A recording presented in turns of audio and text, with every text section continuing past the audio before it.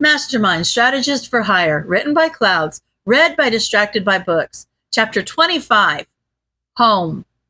Izuku and Shoto were busy making katsudon in the kitchen of the apartment that acted as Mastermind's base, while Toga and Twice chattered away on the couch, and Dobby glared at them from the armchair. And then he had the audacity to look surprised when I stabbed him. Toga smiled widely, showing off her fangs. That makes sense. You're lying. Twice was wearing his mask inside, but no one really minded, since it made him more comfortable. Izuku had a theory that breaking his arm might help Twice realize that he was real and not a clone, but that wasn't really something he was comfortable bringing up with Twice, even if they could tentatively be called friends. Toga nodded seriously. Yep, it was such a cute expression, too. All wide-eyed and bloody. It was a shame it didn't last longer. Dobby groaned and threw a pillow at them. Oh, just shut up already. Just because you decided to be best friends does not mean the rest of us want to be subjected to your crazy bullshit. Be nice, Dobby. Izuku wiped his hands on a towel as he walked in from the kitchen. I, for one, am very happy Himiko has finally found someone to spend time with that's as crazy as she is. Oh, mine-chan! Himiko jumped up and threw her arms around him. That's the nicest thing you've ever said to me. Izuku laughed as Dobby rolled his eyes. Go ahead and laugh, Midoriya. It's not like you have to live with them. Shoto came up behind Izuku and raised an eyebrow at his brother. I'm pretty sure you're just jealous because there's no one as crazy as you. That's it! Dobby jumped up and grabbed the seat cushion from his chair and ran at Shoto, whose eyes widened as he dodged Dobby and grabbed a pillow from the waiting Twice. 10 out of 10! Hit him harder! You're so weak! Twice cheered. Go, Shoto! Go, Dobby! Be nice, you two! Stop fighting! Himiko and Izuku were holding their sides, laughing as Shoto and Dobby chased each other around the apartment.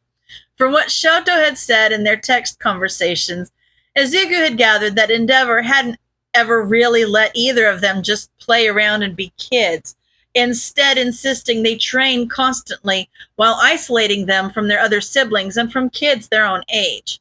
Once the rest of the league had discovered this fact, they had taken it upon themselves to introduce the two to everything they missed out on during their childhoods, resulting in them being the second and third most immature members of the league. First place still went to Shigaraki. Izuku ducked back into the kitchen to check on the food. All right, you two, calm down and come set the table. Food's ready.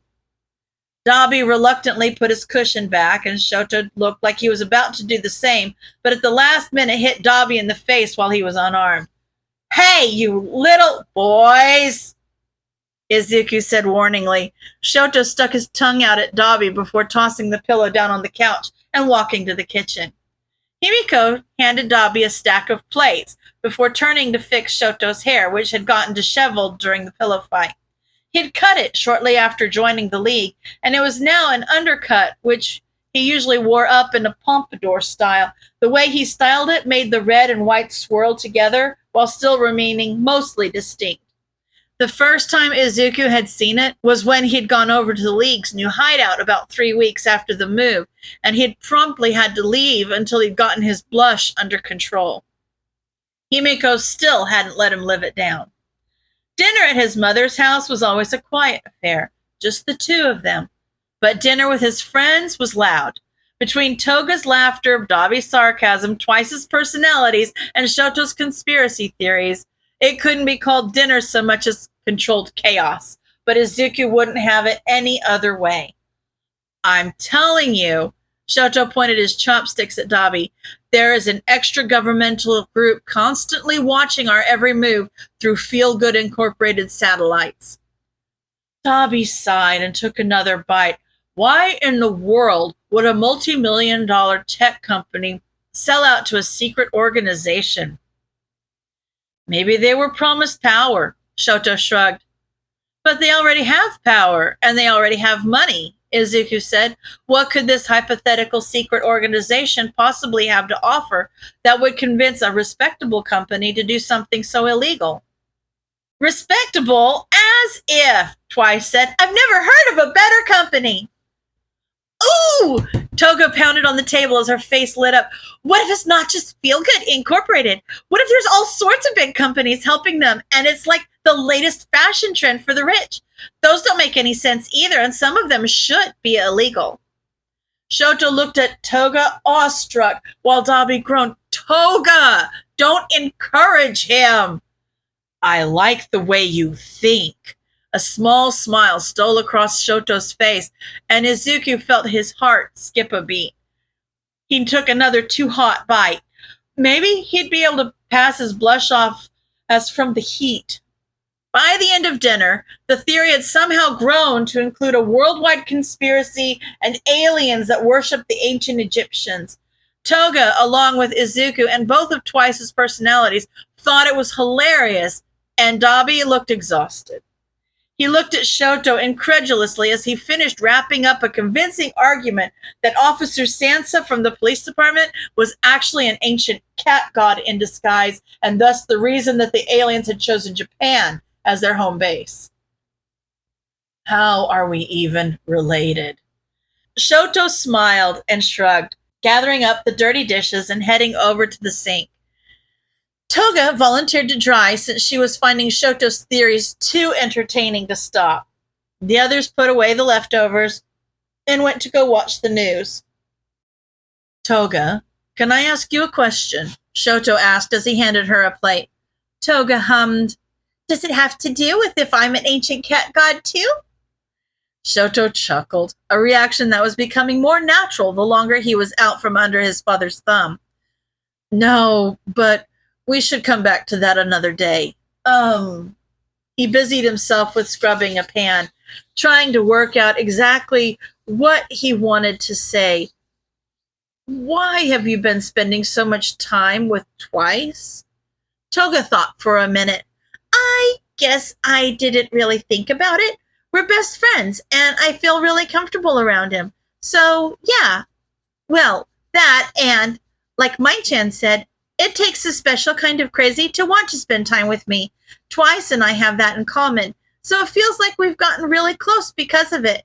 She shrugged again. I don't know. Why? Have you got your eye on someone you want to spend a lot of time with? Shoto took his left hand out of the water so he wouldn't accidentally boil it. No, why would you think that? Toga cackled. Yeah, sure, Shoto. You're just bringing up romance for no reason. She winked at him. If it's any consolation, I think he likes you too. I don't have any idea what you're talking about. He denied, but knew it wasn't very convincing, considering the fact that his face was bright red. Toga laughed. Sure you don't. Himiko, we need to leave. Twice came in and hugged her from behind. We have plenty of time. There's always tomorrow. Toga gasped in excitement. Oh, yeah, I saw this super cute boy earlier I want to kill. Come on, Jin, let's hurry. She grabbed his hand and dragged him out the door, giving Izuku a quick hug on her way out. Shoto finished up the dishes, then joined Izuku and Dabi, who were sitting at the table, wiping his hands nervously on a rag as he sat down. Even though he and Dabi had spent weeks discussing this, and Shoto was sure it was what he wanted to do, it was still nerve-wracking. Dabi looked at him and raised his eyebrows, asking for silent confirmation. When Shoto nodded, he turned to Izuku.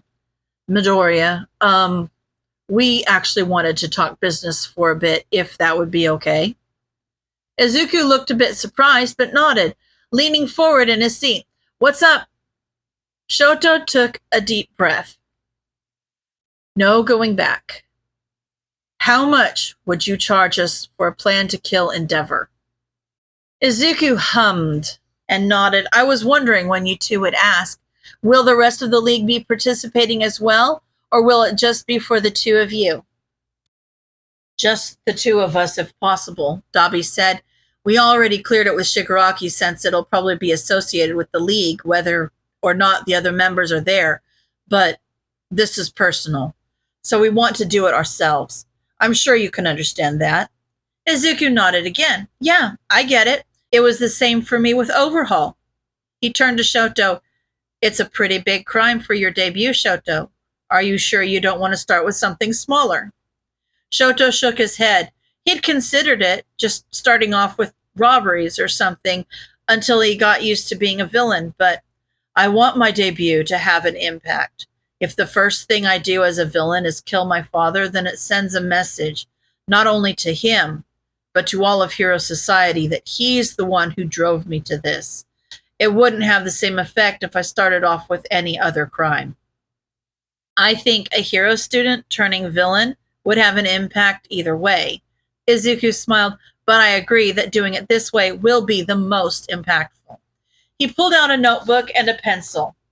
I'm proud of you, Shoto. Shoto smiled at the praise. Thanks, Izuku. It means a lot. So, Dabi looked at Izuku. How much is this plan going to cost us? Izuku looked at him like he'd grown a second head. Oh, I wouldn't dream of charging you for this one. What? Shoto couldn't believe his ears. Surely Izuku wouldn't help kill the #1 hero for free. Izuku smiled. You're my friend, Shoto, and you deserve payback for what that bastard did to you. He started scribbling down ideas. No, Shoto said, it's too much. At least let us pay you something.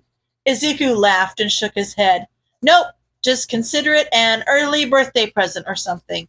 Shoto glared at him. My birthday isn't for months.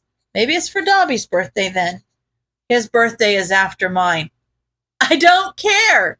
Izuku looked at him as Dabi lost control of his laughter. Seriously, Shoto, it's the least I can do. Shoto pouted, but knew he wasn't going to be able to change Izuku's mind. Izuku smiled widely as he realized he'd won. So, have you thought about a villain alias yet? You should probably have that picked out before your debut. Shoto shook his head. Honestly, I hadn't really thought about it. I've just been going by Shoto. No, that just won't do. Izuku shook his head. You need a name that strikes fear into the hearts of your enemies. Think about what you'd want on your wanted poster. Shoto just looked at Izuku confused. Why? Wouldn't any name strike fear into people's hearts if I do things people are afraid of? Izuku groaned and hit his head against the table while Dabi laughed. No, I've got the perfect name for you. Peppermint Boy. Shoto scowled and Izuku raised his head up to reveal a terrifying glint in his eye. No. What about Endeavor? Dabi grinned. Daddy issues. Mother killer. Ice princess. Don't I get any say in this? Shoto grumbled. Nope. Izuku and Dabi said in perfect unison, and then Dabi gasped in delight. I've got it. Icy thought. Izuku had tried taking a drink of water, but ended up snorting it out of his nose. You two are terrible. Shoto shook his head. We should just leave now and prevent a disaster. Besides, Shigaraki doesn't want us home too late. Dabi didn't stop laughing, but stood up and grabbed his coat. See you later, Midoriya. Don't get into too much trouble. Me? Trouble? Izuku said innocently. I would never. Shoto shook his head. Yeah, 'cause you're just a paragon of perfection. Izuku gave him a bright smile that made his heart skip a beat. Obviously. I'll send you the completed plan within the next week or so, and we can go over and see if you want to make any changes. And keep thinking about a villain name. All right, I get it, Shoto said. See you later, Izuku.